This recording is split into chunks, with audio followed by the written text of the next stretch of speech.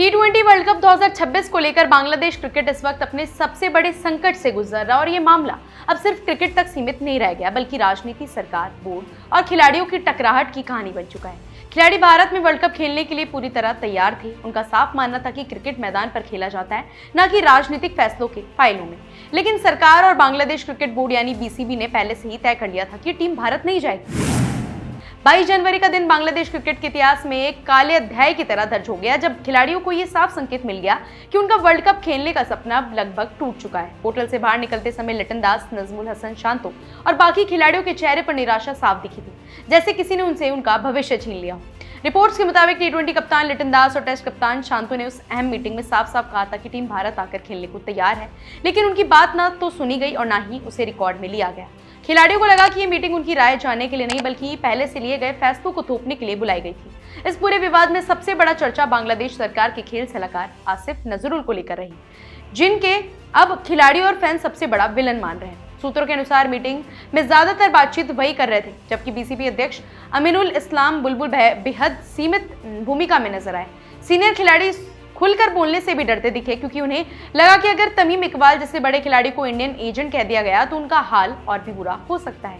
Meeting के बाद जब मीडिया ने आसिफ नजरुल से पूछा कि क्या खिलाड़ी को इस बहिष्कार के फैसले में शामिल किया गया था, तो उन्होंने कहा कि खिलाड़ियों को सरकार का नजरिया समझाया गया और वह हालात को समझते नजर आए।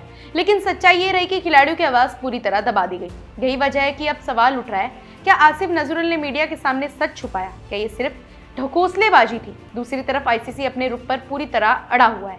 आईसीसी ने साफ कहा है कि भारत में मैच कराने का फैसला स्वतंत्र सुरक्षा एजेंसियों की रिपोर्ट के आधार पर लिया गया है और वेन्यू में कोई बदलाव नहीं होगा। बांग्लादेश श्रीलंका में मैच करने की जिद करता रहा, लेकिन जब आईसीसी नहीं माना तो आखिरकार बीसीबी ने वर्ल्ड कप से हटने जैसे बड़े कदम उठा लिए। अब हालात ऐसे बन गए कि आईसीसी बांग्लादेश की जगह स्कॉटलैंड को टूर्नामेंट में शामिल कर सकता है और यह सिर्फ एक टीम का भार होना नहीं बल्कि भविष्य के सभी आईसीसी टूर्नामेंट्स के लिए खतरनाक मिसाल बन सकती है। अगर कोई फुल मेंबर देश मेजबान देश में खेलने से मना कर दे तो फिर आईसीसी का सिस्टम कैसे चलेगा? यही वजह है कि आईसीसी और बीसीबी के बीच ये टकराव अब टूर्नामेंट की सबसे बड़ी ऑफ फील्ड स्टोरी बन चुका है। इस फैसले का असर सिर्फ सम्मान तक सीमित नहीं बल्कि पैसे पर भी भारी चोट पड़ने वाली है। आईसीसी से मिलने वाली करीब 325 करोड़ टका यानी लगभग 250 करोड़ रुपए सालाना की राशि खतरे में। ब्रॉडकास्ट और स्पॉन्सरशिप रेवेन्यू में भी 60% तक गिरावट का अंदेशा है। इतना ही नहीं, अगस्त सितंबर में होने वाली भारत बांग्लादेश द्विपक्षीय सीरीज भी रद्द हो सकती है, जिसकी वैल्यू कम से कम 10 अन्य सीरीज के बराबर मानी जाती है। लेकिन सबसे बड़ा नुकसान खिलाड़ियों का है। लिटन दास जैसे खिलाड़ियों के लिए शायद आखिरी बड़ा मुकाबला होगा। सरकार भले ही मैच फीस की भरपाई का भरोसा दे रही हो, लेकिन सच ये है कि खिलाड़ी पैसा नहीं, मंच और मुकाबला चाहता है।